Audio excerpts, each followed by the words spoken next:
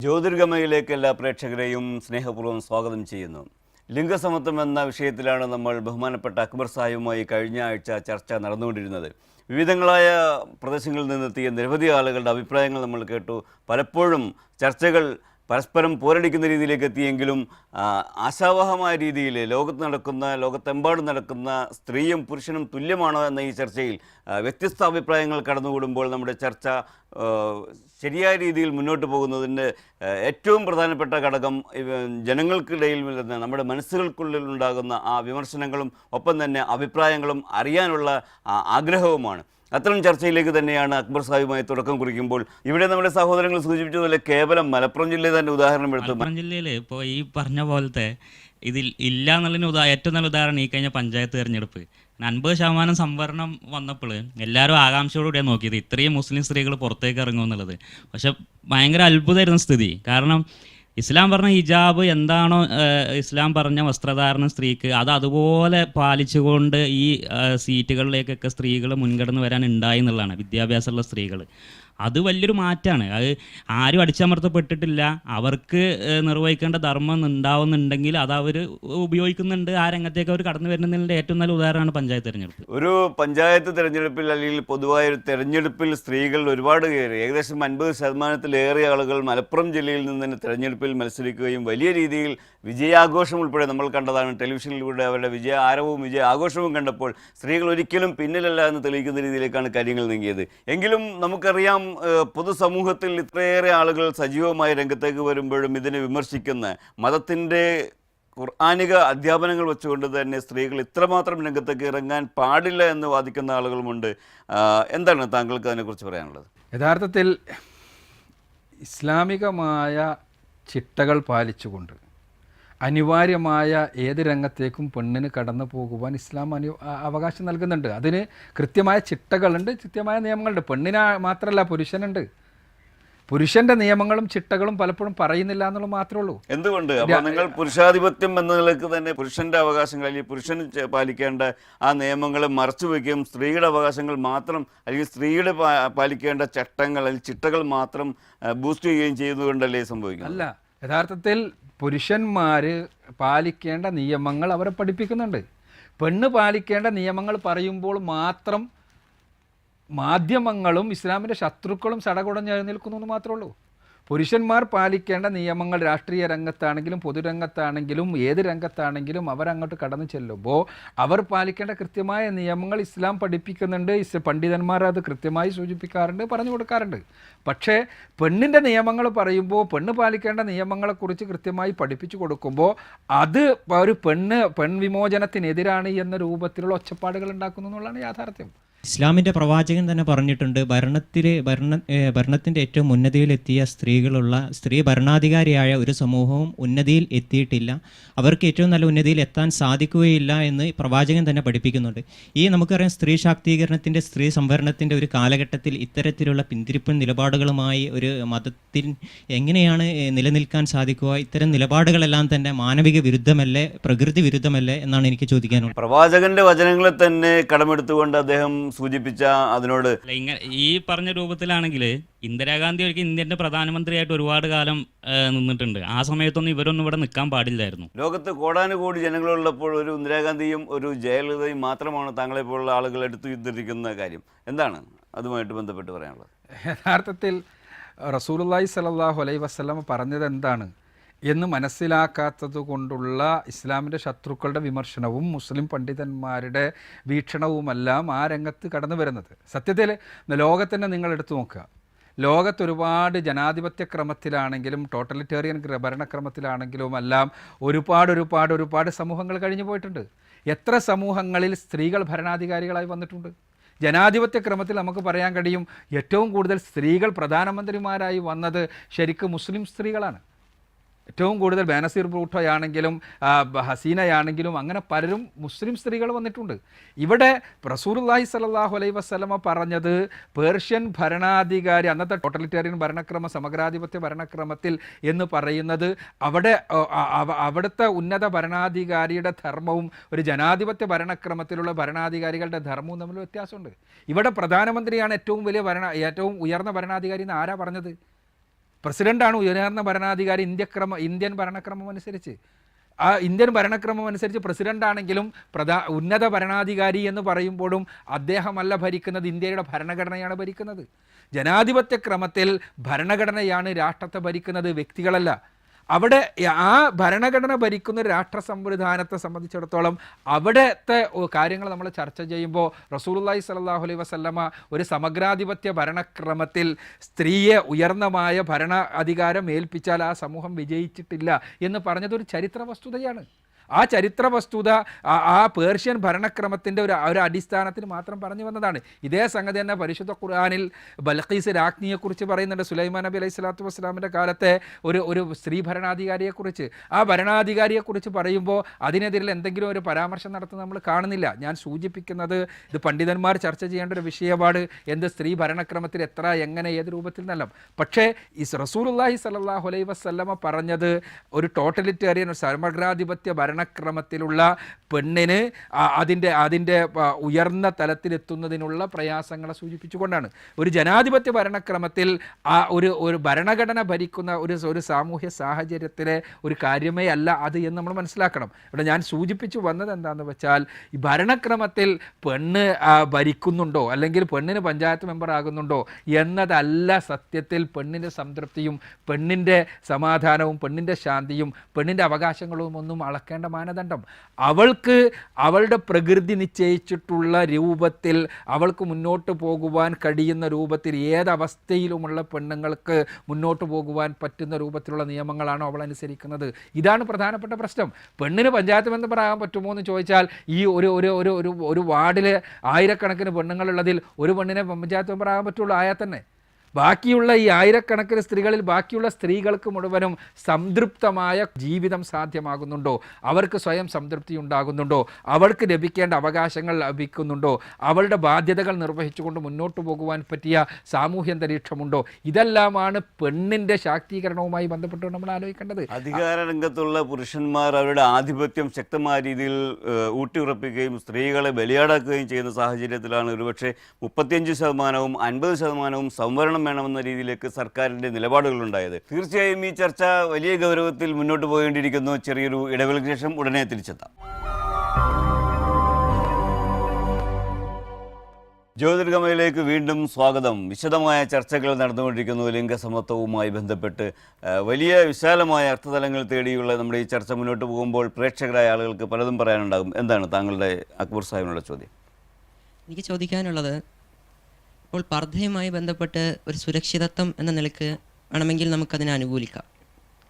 എന്നാൽ നമ്മുടെ ഈ കേരളക്കരയിൽ പോലും ലൈംഗിക വേഴ്ചക്ക് പുരുഷന്മാരെ സ്ത്രീകൾ പീഡിപ്പിക്കുന്നു. അപ്പോൾ സ്ത്രീക്ക് സുരക്ഷിതത്വത്തിന് വേണ്ടി പർദ്ദ ഉപയോഗിക്കുന്നു. അപ്പോൾ ഇവിടെ പുരുഷന്മാർക്കും സുരക്ഷിതത്വം ആവശ്യമില്ലേ? അപ്പോൾ എത്രത്തോളം അപ്രസക്തമാണ് പണ്ടത്തെ ഇസ്ലാമിൻ്റെ അധ്യാപനങ്ങൾ എന്നത് ഇതിൽ നിന്ന് വ്യക്തമല്ലേ? പുതിയ കാലഘട്ടത്തിൽ സ്ത്രീകളുടെ മുന്നിൽ പുരുഷന്മാർ പോലും സുരക്ഷിതരല്ല എന്നാണ് അദ്ദേഹം സൂചിപ്പിച്ചത്. എന്താണ് യഥാർത്ഥത്തിൽ ഈ പുരുഷന്മാരെ വേഴ്ചയ്ക്ക് പ്രേരിപ്പിക്കുന്ന സ്ത്രീകൾ ആധുനിക കാലഘട്ടത്തിൽ മാത്രമുള്ള ഒരു പ്രതിഭാസമൊന്നുമല്ല, അത് മുമ്പുണ്ടായിട്ടുണ്ട്. അവിടെ പ്രശ്നം എന്താണെന്ന് വെച്ചാൽ, വേഴ്ചയ്ക്ക് പ്രേരിപ്പിക്കാൻ പെണ്ണിന് കഴിയോ, അല്ലെങ്കിൽ പെണ്ണ് വേഴ്ചയ്ക്ക് പ്രേരിപ്പിക്കുമോ, അല്ലെങ്കിൽ പുരുഷൻ മാത്രമേ ചെയ്യൂ എന്നുള്ളതൊന്നുമല്ല. മറിച്ച് കാഴ്ച ഏത് ശരീരത്തിനാണ് ഉത്തേജനം നൽകുക എന്നുള്ളതാണ് പ്രശ്നം. പുരുഷനെ കണ്ടാൽ ഒരു പെണ്ണിന് ഉത്തേജനമുണ്ടാകുമോ, ശരീരത്തിൽ ആകർഷണമുണ്ടാകുമോ എന്നല്ല ചോദ്യം, ഉത്തേജനമുണ്ടാകുമോ എന്നാണ്. അതിന് ലൈംഗിക ശാസ്ത്രജ്ഞന്മാർ മറുപടി പറയണം. അവിടെ നമ്മൾക്ക് വളരെ കൃത്യമായി തന്നെ പറയുന്ന യാഥാർത്ഥ്യം നമ്മൾ മനസ്സിലാക്കണം. അതെന്താണെന്ന് വെച്ചാൽ, പുരുഷന് പെണ്ണിൻ്റെ സൗന്ദര്യം കാണുമ്പോൾ കേവലം ആകർഷണം മാത്രമല്ല, ശരീരം ഉണരും, ശരീരത്തിലെ ഗ്രന്ഥികൾ പ്രവർത്തനക്ഷമമാകും, ലൈംഗികമായ വേഴ്ചയ്ക്ക് പറ്റിയ രൂപത്തിൽ ശരീരം ഉത്തേജിതമാകും. പെണ്ണിന് പുരുഷനെ കാണുമ്പോൾ അങ്ങനെ സംഭവിക്കണില്ല, അങ്ങനെ ഒരിക്കലും സംഭവിക്കില്ല. അപ്പോൾ യൂസുഫ് നബി അലൈഹി സ്വലാമിനെ കണ്ടപ്പോൾ ഒരു സ്ത്രീക്ക് ഇതേപോലെ തോന്നിയില്ലേ? ഒരു സ്ത്രീക്കല്ല, ഒരുപാട് സ്ത്രീകൾ കയ്യിലിരുന്ന ഒരു ആപ്പിൾ മുറിക്കാൻ കൊടുത്തിട്ട് ആപ്പിളിന് പകരം യൂസുഫ് നബി കടന്നുപോയപ്പോൾ കൈവിരൽ പോലും മുറിച്ചു പോയി എന്നാണ് ചരിത്രം. തീർച്ചയായും പരിശുദ്ധ ഖുർആൻ തന്നെ പറയുന്ന കാര്യമാണ്. അവിടെ എന്താണ് വേഴ്ചക്ക് സന്നദ്ധമായി എന്നല്ല, മറിച്ച് സൗന്ദര്യത്തെ കണ്ടിട്ട് അത്ഭുതപരതന്ത്രരായിട്ട് കഴി വെട്ടിപ്പോയി എന്നാണ് പറയണത്. അതല്ലാതെ യൂസുഫ് നബി അലൈഹി സ്വലാത്തു വസ്സലാമിനെ കണ്ടിട്ട് ആ കാഴ്ചയിൽ ഇവരുടെ ശരീരം ഉത്തേജിതമായതോ ശരീരം വേഴ്ചക്ക് സന്നദ്ധമായി എന്നൊന്നുമല്ല. ഇത് യൂസുഫ് നബിൻ്റെ, എന്തിനാ യൂസുഫ് നബി, നിങ്ങളെല്ലാം ആണുങ്ങളാണ്, നിങ്ങൾ പറ, അല്ലെങ്കിൽ പെണ്ണിനെ കാണുമ്പോൾ നിങ്ങളുടെ ശരീരത്തിൽ ഉണ്ടാകുന്നത് എന്താണ് നിങ്ങൾക്ക് എല്ലാവർക്കും അറിയാം. പെണ്ണുങ്ങളോട് ചോദിക്ക്, എന്തുകൊണ്ടാണ് സൗന്ദര്യ മത്സരങ്ങൾ, പെൺ സൗന്ദര്യ മത്സരങ്ങൾ അത് കാണാൻ വേണ്ടി ആണുങ്ങൾ ഓടിക്കൂടുന്നു, എന്നാൽ പുരുഷൻ്റെ സൗന്ദര്യ മത്സരം കാണാൻ ഒരു പെണ്ണും പോകാത്തത് എന്തുകൊണ്ടാണ്? പുരുഷൻ്റെ സൗന്ദര്യം എന്നത്, ആ കാഴ്ച എന്നത് പെണ്ണിൽ അങ്ങനത്തെ ഒരു ശാരീരികാവസ്ഥ സൃഷ്ടിക്കണില്ല. ഒരു 10-25 വർഷം മുൻപാണെങ്കിൽ താങ്കൾ പറഞ്ഞത് ഏകദേശം ശരിയായിരിക്കാം. പക്ഷേ ഈ പുതിയ കാലഘട്ടത്തിൽ സിനിമ എടുത്താലും മറ്റേതെടുത്താലും പുരുഷൻ്റെ സൗന്ദര്യത്തിന് വലിയ പ്രാധാന്യം കൊടുത്തുകൊണ്ട് മസിൽ പവറും എല്ലാം കാണിച്ചു, അതോടൊപ്പം തന്നെ വലിയ രീതിയിൽ പുരുഷ സൗന്ദര്യത്തിന് പ്രസക്തിയേറുന്നൊരു കാലഘട്ടമാണത്. തീർച്ചയായും പുരുഷ സൗന്ദര്യത്തെ അതേപോലെ ആക്കാൻ വേണ്ടിയുള്ള ശ്രമം നടത്തുന്നുണ്ടെന്നുള്ളത് ശരിയാണ്. പക്ഷേ അതൊരിക്കലും വിജയിക്കില്ല. കാരണം കേവലം ശ്രമം നടത്തൽ മാത്രമാണോ? നമ്മളെല്ലാം സിനിമാ ലോകത്തും ഈ പുതിയ കാലഘട്ടത്തിലെ മീഡിയകളൊക്കെ ശ്രദ്ധിച്ചാൽ നമുക്കറിയാം, പരസ്യരംഗത്തൊക്കെ കേവലം ശ്രമം നടത്തുന്നത് മാത്രമാണോ പുരുഷന്മാരുടെ സൗന്ദര്യത്തെ സ്ത്രീകൾ ആകർഷിക്കപ്പെടുന്നില്ല എന്നാണോ? നിങ്ങൾ നോക്ക്, ഞാൻ തന്നെ പറയട്ടെ, പുരുഷനെ സംബന്ധിച്ചിടത്തോളം പുരുഷനുമായി ബന്ധപ്പെട്ടിട്ടുള്ള അങ്ങനത്തെ സീരിയലുകൾ എടുത്തു നോക്ക്. അവിടെ പുരുഷൻ്റെ ഡ്രസ് കോഡിനാണ് ഇമ്പോർട്ടൻസ് കൊടുക്കണേ, ശരീരത്തിൻ്റെ ഭാഗങ്ങൾ കാണിക്കാനല്ല. ഡ്രസ് കോഡിനാണ് ഇമ്പോർട്ടൻസ് കൊടുക്കണത്, ഡീസൻസിക്കാണ് ഇമ്പോർട്ടൻസ് കൊടുക്കണത്. അതേസമയം പെണ്ണുമായി ബന്ധപ്പെട്ടിട്ടുള്ളത് നോക്ക്, ശരീരഭാഗങ്ങൾ കാണിക്കാനാണ് ഇമ്പോർട്ടൻസ് കൊടുക്കണത്. ഇത് ശാസ്ത്രീയമായൊരു വസ്തുതയാണ്. പുരുഷന് പെണ്ണിൻ്റെ ശരീരത്തെ കാണുമ്പോൾ, സൗന്ദര്യത്തെ ആസ്വദിക്കുമ്പോൾ പുരുഷ ശരീരത്തിൽ ടെസ്റ്റോസ്റ്റെറോൺ എന്ന ലിബിഡോ ഉൽപ്പാദിപ്പിക്കുന്ന ഹോർമോൺ ഉൽപ്പാദിപ്പിക്കപ്പെടും. ടെസ്റ്റോസ്റ്റെറോൺ ഉൽപ്പാദിപ്പിക്കപ്പെടണമെങ്കിൽ സാധാരണ ഒരു പുരുഷന് ആ പെണ്ണിൻ്റെ ശരീര സൗന്ദര്യം കണ്ടാൽ മതിയാകും ടെസ്റ്റോസ്റ്റെറോൺ ഉൽപ്പാദിപ്പിക്കപ്പെടണമെങ്കിൽ. അതേസമയം പെണ്ണിന് പുരുഷൻ്റെ ശരീര സൗന്ദര്യം കാണുക വഴി ടെസ്റ്റോസ്റ്റെറോൺ ഉൽപ്പാദിപ്പിക്കപ്പെടില്ല. അത് ഒരു എൻഡോക്രൈനോളജിക്കൽ ഫാക്റ്റാണ്, അതൊരു വസ്തുതയാണ്. പെണ്ണിന് അതേസമയം ഉണ്ടാവുക ഇതേ ടെസ്റ്റോസ്റ്റെറോൺ ഉൽപ്പാദിപ്പിക്കപ്പെടൽ എപ്പോഴാണെന്ന് വെച്ചാൽ താൻ ഇഷ്ടപ്പെടുന്ന എന്നുള്ള അണ്ടർലൈൻ ചെയ്തുകൊണ്ട് മനസ്സിലാക്കണം. പുരുഷൻ്റെ സാമീപ്യം ഉണ്ടാകുമ്പോൾ, അയാളുടെ ശൃംഗാരം കേൾക്കുമ്പോൾ, അയാളുടെ തലോടൽ ഏൽക്കുമ്പോൾ, അപ്പോഴെല്ലാമാണ് പെണ്ണിന് ടെസ്റ്റോസ്റ്റെറോൺ ഉൽപ്പാദിപ്പിക്കപ്പെടുക. അപ്പോൾ പെണ്ണിൻ്റെ ശരീരം വേഴ്ചക്ക് സന്നദ്ധമാകും. ഈ സ്ത്രീ ഉത്തേജകമാകാനുള്ള ഇത് പറഞ്ഞല്ലോ ശാസ്ത്രീയമായി, അതിൽ ഈ ഗിഗോളോസ് ഉണ്ടല്ലോ, ആൺവേശ്യകൾ, അവരെ സമീപിക്കുന്ന സ്ത്രീകൾ എങ്ങനെ ഉത്തേജകരാകുന്നത്? ഈ പറഞ്ഞ ഇതൊന്നുമില്ലാതെ സ്നേഹവും. നല്ലൊരു ചോദ്യമാണത്. ഇപ്പോൾ ഗിഗളോസ് എന്ന് പറഞ്ഞിട്ട് ഒരു മെട്രോപൊളിറ്റൻ പ്രതിഭാസമാണത്. അഥവാ പെണ്ണുങ്ങളെ ആൺവേശ്യകൾ എന്ന് വേണമെങ്കിൽ പറയാം. അത് വലിയ ഉയർന്ന തലത്തിലുള്ള സൊസൈറ്റി ലേഡീസ്, അവർ തങ്ങളുടെ ഭർത്താക്കന്മാരോടുള്ള വിരോധം തീർക്കുന്നതിന് വേണ്ടിയുള്ള ഒരു പ്രതിഭാസമായിട്ടാണ് മനഃശാസ്ത്ര വിശാരദന്മാർ ആ പ്രതിഭാസത്തെ തന്നെ കാണുന്നത്. അവിടെ എങ്ങനെയാണ് ശരീരം ഉത്തേജിതമാണെന്ന് ചോദിച്ചാൽ അതിനുള്ള ഉത്തരം, അവരെ മാനസികമായി സ്വീകരിച്ചതിൻ്റെ ശേഷം തന്നെയാണ് ഇവരായിട്ടുള്ള ബന്ധം നടക്കുന്നത്. മാനസികമായി സ്വീകരിക്കപ്പെടുന്നതിന് വേണ്ടി അവർ ഉയർന്ന ക്ലബ്ബുകളിൽ പോകുന്നു, ഉയർന്ന ക്ലബ്ബുകൾ നല്ല ഡ്രസ് കോഡ് ഉപയോഗിക്കുന്നു, അങ്ങനെ ഇവരുമായി ബന്ധം ഉണ്ടാക്കുന്നു, ഇവരുമായി ഒരു റാപ്പോ സൃഷ്ടിക്കുന്നു. ആ റാപ്പോ സൃഷ്ടിച്ചതിന് ശേഷം ഇവരെ ആവശ്യമെങ്കിൽ വാടകയ്ക്കെടുക്കാൻ പറ്റുന്ന രൂപത്തിലാക്കി മാറ്റുന്നു ഈ സ്ത്രീകളെ. അതല്ലാതെ പിന്നെ ഏതെങ്കിലും സ്ഥലത്ത് പോയിട്ട് ഗിഗളോ ഉണ്ടോ എന്ന് ചോദിച്ചിട്ട് ആ ഗിഗളോനെ പിടിച്ചു കൊണ്ടുപോകുന്ന ഒരു ഏർപ്പാടല്ല ഗിഗളോ സംസ്കാരം. അതിനെക്കുറിച്ച് പഠനങ്ങൾ വായിച്ചാൽ നമുക്ക് മനസ്സിലാക്കാൻ കഴിയും. ഗിഗളോകൾ ഉണ്ടാവുക ഇതേപോലെ തന്നെ ഒരു സൊസൈറ്റി, ഒരു മെട്രോപൊളിറ്റൻ സൊസൈറ്റീസിൽ ഒരു അപ്പർ ക്ലാസ് ലേഡീസിൻ്റെ ക്ലബ്ബുകളിലും മറ്റുമെല്ലാം അത്തരം ആളുകൾ വരുന്ന സ്ഥലങ്ങളിൽ അവരുടെ സേവനത്തിന് വേണ്ടി എന്നുള്ള രൂപത്തിൽ ഗിഗളോസ് ഉണ്ടാവുകയും ആ ഗിഗളോസ് ഇവരുമായി ഉള്ള ഒരു റാപ്പോ സൃഷ്ടിക്കുകയും ആ റാപ്പോയുടെ ഫലമായി ഇവരെ ശാരീരിക ബന്ധത്തിന് ക്ഷണിക്കുകയും ആ ശാരീരിക ബന്ധത്തിന് വേണമെങ്കിൽ ഇവർക്ക് ചാർജ് ചെയ്യണം എന്നുള്ള നിബന്ധനയുണ്ടാവുകയും ചെയ്യുന്നതാണ് ഗിഗളോ സംസ്കാരം. ഒരിക്കലും പെൺവേശ്യയെ പോലെയുള്ള ഒന്നല്ല ഗിഗളോ എന്ന് പറയുന്ന ആൺവേശ്യ. ഖുറാനിൽ പറയുന്നുണ്ട് സൂറത്തു നൂറിൽ, പുരുഷന്മാരോടും അതേപോലെ സ്ത്രീകളോടും അവരുടെ കണ്ണുകൾ താഴ്ത്തിയിടണമെന്ന്. അപ്പം പുരുഷന്മാരുടെ ലൈംഗിക അവയവങ്ങൾ ഉദ്ദീപിക്കപ്പെടുക കാഴ്ചയിലൂടെ ആണെങ്കിൽ സ്ത്രീകളുടെ അങ്ങനല്ലല്ലോ. അപ്പോൾ എന്തുകൊണ്ടാണ് ഖുറാനിൽ സ്ത്രീകളോടും അവരുടെ കണ്ണുകൾ താഴ്ത്തിയിടാൻ പറഞ്ഞത്? ആകർഷണം എന്നത് ആണിനും പെണ്ണിനും ഉള്ളതാണ്. ഒരു പുരുഷനെ കണ്ടാൽ അവനെ ഇഷ്ടപ്പെടാൻ പെണ്ണിന്, ഇതേപോലെ തന്നെ ഒരു പെണ്ണിനെ കണ്ടാൽ പുരുഷൻ ഇഷ്ടപ്പെടുന്നത് പോലെ തന്നെ ആ ഇഷ്ടപ്പെടുക എന്നുള്ളത്, ആകർഷണം എന്നുള്ളത് രണ്ടു പേർക്കും ഉള്ളതാണ്. ഉത്തേജനം എന്നുള്ളതാണ് ഞാൻ പറഞ്ഞു വന്നത്. കാഴ്ചയുടെ ഫലമായി ഉത്തേജനം ഉണ്ടാകുക പുരുഷനിൽ മാത്രമാണ്, പെണ്ണിലല്ല. പെണ്ണിൽ കാഴ്ചയുടെ ഫലമായി പുരുഷനിൽ ഉണ്ടാകുന്നത് എന്താണോ അത് പെണ്ണിലുണ്ടാവുക അവൾക്ക് ഇഷ്ടപ്പെട്ടയാളുടെ സാമീപ്യം ഉണ്ടാകുമ്പോഴാണ്, അയാളുടെ ശൃംഗാരം കേൾക്കുമ്പോഴാണ്, അയാളുടെ സ്പർശം അനുഭവിക്കുമ്പോഴാണ്. ആ ശൃംഗാരം എന്നുള്ളത് വേണമെങ്കിൽ ടെലിഫോണിലൂടെയുള്ള ശൃംഗാരമാകാം, അല്ലെങ്കിൽ പിന്നെ ചാറ്റിങ്ങിലൂടെയുള്ള ശൃംഗാരമാകാം. ഏത് രൂപത്തിലുള്ളതാണെങ്കിൽ ഇതേത് സംഭവിക്കാം. ഞാൻ പറഞ്ഞു വരുന്നത് എന്താണെന്ന് വെച്ചാൽ അവിടെ കാഴ്ച എന്നുള്ളത് ഒരു ഒരു ഒരു ഒരു ഉത്തേജനത്തിൻ്റെ മാനദണ്ഡമല്ല പുരുഷനിൽ സ്ത്രീയിൽ എന്നാണ് ഞാൻ പറഞ്ഞു വന്നത്. അവിടെ എന്താണ് ആകർഷണം ഉണ്ടാകും എന്നുള്ളത് കൊണ്ട് തന്നെ ഒരു പുരുഷനെ കണ്ടാൽ അവനിലേക്ക് പിന്നീട് നോക്കുന്നതിന് പകരം കാഴ്ച അവന് തന്നെ ആകർഷിക്കുന്നുവെങ്കിൽ കണ്ണ് താഴ്ത്താൻ പെണ്ണിനോടും പറഞ്ഞിട്ടുണ്ട്, പുരുഷനോടും പറഞ്ഞിട്ടുണ്ട്. അതേസമയം പെണ്ണിനോട് വസ്ത്രത്തിലൂടെ പുരുഷനെ ഉത്തേജിപ്പിക്കാത്ത രൂപത്തിൽ വസ്ത്രം ധരിക്കാൻ പെണ്ണിനോട് പറയുകയും ചെയ്തിട്ടുണ്ട്. അതാണ് വ്യത്യാസം. സ്ത്രീകളോട് വസ്ത്രധാരണത്തിൽ മാന്യത പാലിക്കാനും എല്ലാം പറയുമ്പോൾ തന്നെ ആകർഷണത്തിൽ നിന്നാണ് ഉത്തേജനം ഉണ്ടാകുന്നത്. തീർച്ചയായും പുരുഷന്മാരുടെ മാന്യമായ വസ്ത്രധാരണ രീതി സ്ത്രീകളെ ആകർഷിക്കുന്ന രീതിയിലേക്ക് കടന്നു പോകുന്നു എന്നുള്ളതാണ്. അങ്ങനെയാണെങ്കിൽ ഈ പുതിയ കാലഘട്ടത്തിലെ പുരുഷൻ്റെ ഓരോ വസ്ത്രധാരണ രീതിയും സ്ത്രീകളെ ആകർഷിക്കുന്നതിലേക്ക്, അതായത് തെറ്റായ വഴികളിലേക്ക് നയിക്കാൻ പുരുഷൻ്റെ വസ്ത്രധാരണ രീതി ഉതകില്ലേ എന്ന രീതിയിലേക്ക് ഒരുപക്ഷെ നമ്മുടെ ചർച്ച കടന്നു പോകേണ്ടിയിരിക്കുന്നു. ഒരു ഇടവേളയ്ക്ക് ശേഷം വീണ്ടും തിരിച്ചെത്താം.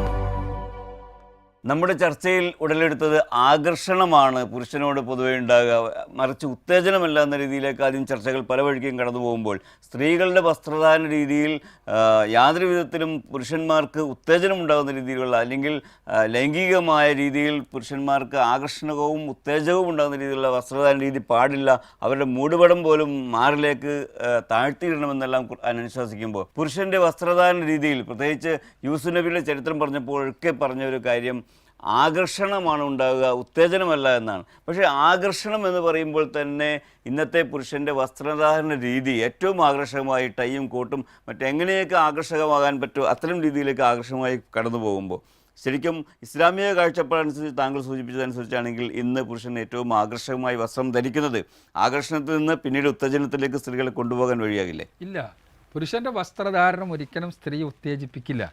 അവിടെ ഇസ്ലാം പഠിപ്പിക്കുന്നത് പുരുഷനോട് മാന്യമായി വസ്ത്രം ധരിക്കണം തന്നെയാണ്. പുരുഷൻ്റെ വസ്ത്രം ധാരണത്തിലും കുറേ ശ്രദ്ധിക്കേണ്ട കാര്യങ്ങളുണ്ട്. പുരുഷൻ ശരീരം ടൈറ്റ് ഫിറ്റായിട്ട് വസ്ത്രം ധരിക്കാൻ ഇസ്ലാം അനുവദിച്ചിട്ടില്ല. ശരീരഭാഗങ്ങൾ പിന്നെ പുറമേക്ക് കാണുന്ന രൂപത്തിലുള്ള ഒരു സുതാര്യമായ വസ്ത്രം ധരിക്കാൻ ഇസ്ലാം അനുവദിച്ചിട്ടില്ല. അതേപോലെ തന്നെ പെണ്ണിൻ്റെ വസ്ത്രം ധരിക്കാൻ പുരുഷൻ അനുവദിച്ചിട്ടില്ല. ഇത് എല്ലാം ഇസ്ലാം പുരുഷന് നൽകിയ വസ്ത്രധാരണവുമായി ബന്ധപ്പെട്ട വിധിവിലക്കുകളാണ്. പക്ഷേ പുരുഷൻ്റെ വസ്ത്രം എത്ര ഡീസൻ്റ് ആണെങ്കിലും പെണ്ണിനെ ആകർഷിച്ചേക്കാം, ഒരാളുടെ സൗന്ദര്യം പെണ്ണിനെ ആകർഷിച്ചേക്കാം. പക്ഷെ ആകർഷണം എന്നുള്ളത് ഉത്തേജനം എന്നുള്ള കാര്യം അല്ല. ഞാൻ പറഞ്ഞത് എന്താന്ന് വെച്ചാൽ ആകർഷണം മാത്രമേ അവിടെ ഉണ്ടാവുള്ളൂ. ഉത്തേജനം ഉണ്ടാകണമെങ്കിൽ ഇഷ്ടമുണ്ടാകണം പെണ്ണിന്. ഒന്നാമത് പുരുഷന് ഇഷ്ടം വേണമെന്ന് തന്നെ ഇല്ല ഉത്തേജനത്തിന്. പുരുഷന് ഏത് പെണ്ണാണെങ്കിലും അവളുടെ ശരീരം കണ്ടാൽ തന്നെ പുരുഷൻ ഉത്തേജനം ഉണ്ടാകും. അതേസമയം പെണ്ണിന് അതുപോരാ, പെണ്ണിന് ആദ്യം ഇഷ്ടമുണ്ടാകണം. പെണ്ണിൻ്റെ സെക്സ് തുടങ്ങുന്നത് മനസ്സിൽ നിന്നാണ്, പുരുഷൻ്റെ സെക്സ് തുടങ്ങുന്നത് കണ്ണിൽ നിന്നാണെന്ന് പറയും. ഏത് സ്ത്രീയെ കണ്ടാലും എങ്ങനെ കണ്ടാലും പുരുഷന് ആകർഷണവും ഉത്തേജനവും ഉണ്ടാകുമെന്നാണ് സാർ പറയുന്നത്. അങ്ങനെ ഞാൻ പറഞ്ഞിട്ടില്ല. അതാണ് പുരുഷൻ്റെ ബയോളജി എന്നാ പറഞ്ഞിട്ടുള്ളൂ. അതിനാണ് കൺട്രോൾ ചെയ്യണമെന്നും അങ്ങനെയാകരുതെന്നും കാഴ്ച നിയന്ത്രിക്കണമെന്നും ശ്രദ്ധിക്കണമെന്നും എല്ലാം പറയണത്. പക്ഷെ പുരുഷൻ്റെ ബയോളജി പെണ്ണിൻ്റെ സൗന്ദര്യം കണ്ടാൽ ആകർഷണത്തോടൊപ്പം തന്നെ ഉത്തേജനം ഉണ്ടാകുന്ന രൂപത്തിലുള്ളതാണ്. അത് നമുക്ക് പൂർണ്ണമായി അങ്ങോട്ട് അംഗീകരിക്കാൻ സാധിക്കില്ല. കാരണം നമുക്കറിയാം പല ഫിലിം സ്റ്റാറിൻ്റെയും ഫേസ്ബുക്കിലും ട്വിറ്ററിലൊക്കെ ഫോളോവേഴ്സ് വരുന്ന ഏറ്റവും കൂടുതൽ സ്ത്രീകളാണ്. ഷാരൂഖ് ഖാൻ്റെയും സൽമാൻ ഖാൻ്റെയും അതുപോലെയുള്ള ഏത് സിനിമ ആക്ടേഴ്സിൻ്റെ ഫേസ്ബുക്കും ട്വിറ്ററൊക്കെ എടുത്ത് നോക്കിയാൽ അധികം വരുന്നത് ഈ ഫോളോവേഴ്സായി വരുന്നത് പെണ്ണുങ്ങളാണ്.